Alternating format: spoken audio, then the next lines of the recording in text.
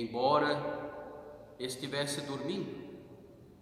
Quando o acordaram, dizem: Mestre, nós vamos morrer.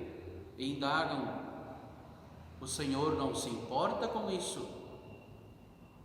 O menino, com a sua boia enroscada na raiz, também pensou nessa possibilidade: afundar, afogar, morrer.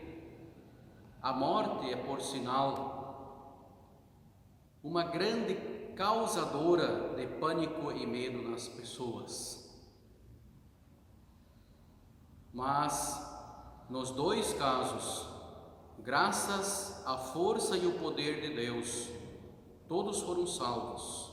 Os discípulos, com a intervenção de Jesus, que acalma a tempestade, e o menino, porque Deus permitiu que ele conseguisse livrar sua boia da raiz, sem rompê-la, nem cair na água e muito menos ter a boia furada pelos espinhos que apontavam para ele.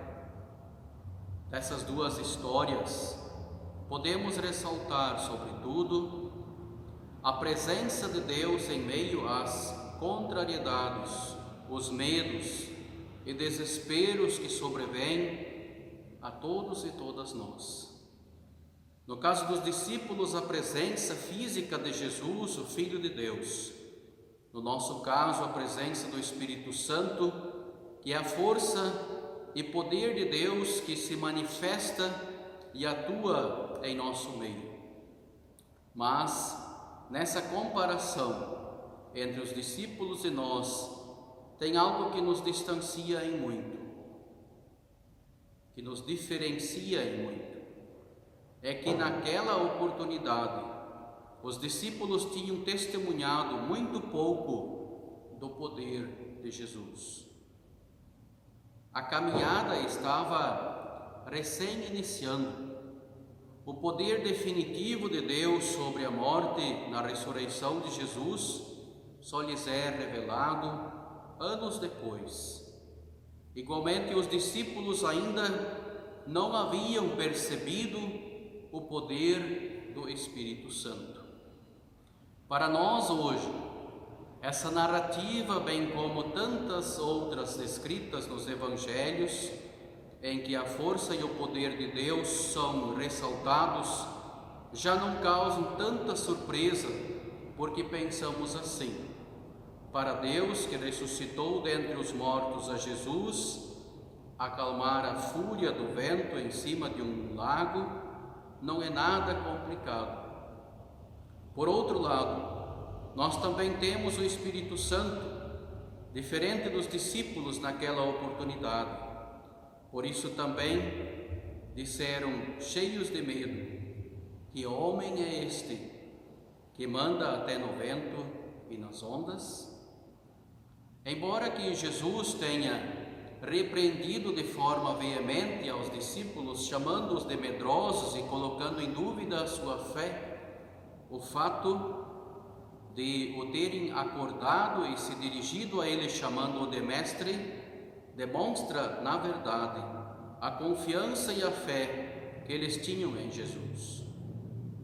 Caso não tivessem essa fé e confiança, teriam deixado o barco afundar, com Jesus dormindo nele. Foi preciso pedir ajuda para perceber sua ação e seu poder, assim como nas parábolas, nesse episódio da travessia do lago, Jesus não teve só a intenção de colocar à prova a fé dos discípulos, mas o objetivo de prepará-los para a tarefa que estava pela frente.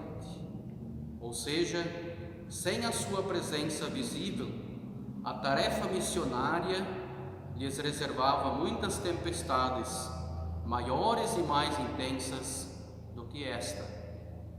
Embora nós sejamos sabedores do poder e da força de Deus, que nos foi revelado nas Sagradas Escrituras, tendo sido batizadas na morte e ressurreição de Jesus, tendo a certeza da salvação e da vida eterna. Mesmo assim, a exemplo dos discípulos, em nossas tempestades e contrariedades, também costumamos pedir a ajuda de Deus.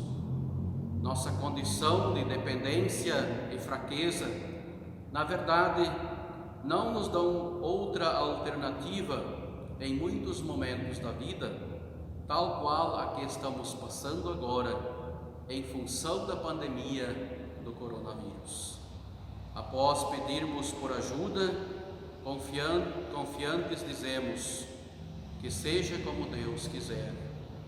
Esta é sem dúvida uma maneira de expressarmos nossa fé e confiança em Deus, pois cremos que Deus fará o melhor para nós ou por quem intercedemos.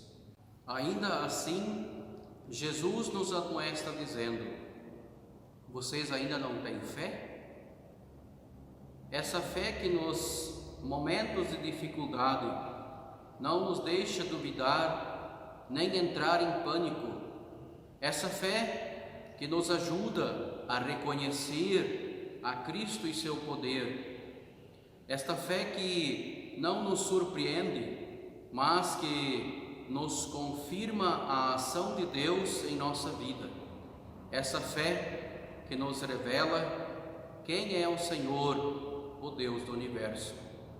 Se por um lado nós, mesmos às vezes, consideramos a nossa fé fraca, por outro também podemos reconhecer que nossa fé no Deus e Senhor do universo não é tão pequena e fraca assim, porque nós acreditamos sem mesmo ter visto a Deus. O testemunho bíblico nos foi o suficiente. Conforme o apóstolo Paulo, a nossa aceitação por Deus se dá por meio da fé. Romanos 3:28. Nossa motivação a partir disso deve ser a de que queremos sempre aperfeiçoar a nossa fé. Ela precisa crescer e isso se dá através da ação do Espírito Santo que nos congrega, ensina e capacita. Nosso testemunho de fé deve demonstrar, portanto, humildade. Devemos sempre nos colocar na situação de aprendizes de Deus, porque felizes as pessoas que sabem que são espiritualmente pobres, porque o reino de Deus é delas. Para concluir, podemos ainda dizer que o texto do Evangelho para hoje, o que nós compartilhamos, entre outras coisas, quer afirmar que pelo fato de termos fé em Jesus, nós estamos isentos ou livres das dificuldades e tempestades que o mundo proporciona. E Jesus nos alerta com relação a isso, especialmente em João 16:33. No mundo vocês vão sofrer, mas tenham coragem, eu venci o mundo. As dificuldades a partir da nossa fé devem ser encaradas e enfrentadas com coragem. Não podem jamais ser motivo de medo e afastamento de Deus. Assim como para os discípulos, também para nós, esses momentos devem ser um aprendizado e uma oportunidade para o aperfeiçoamento da fé. Porque realmente a prática da vivência e o testemunho da fé tem demonstrado que as dificuldades que são enfrentadas com confiança e esperança em Deus fortalecem a nossa fé. Que possamos continuar dando esse testemunho ao mundo como cristãos, como comunidade, como igreja de Deus nesse mundo. Amém. Queremos agora acompanhar um hino.